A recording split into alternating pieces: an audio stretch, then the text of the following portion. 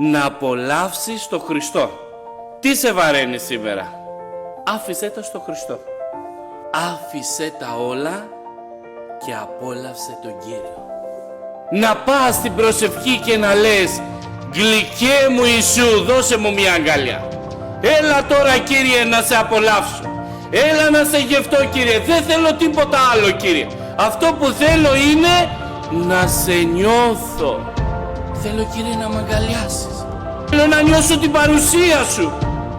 Όταν γίνεσαι ένα μαζί Του, όταν ενώνεσαι δια Πνεύματος Αγίου και χάνεσαι στην παρουσία του Θεού, είναι εκείνη η στιγμή να μην τελειώνει ποτέ.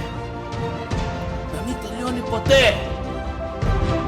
Θέλω να είμαι εγώ στα πόδια του Κυρίου. Και τι να κάνω? Να κλάψω.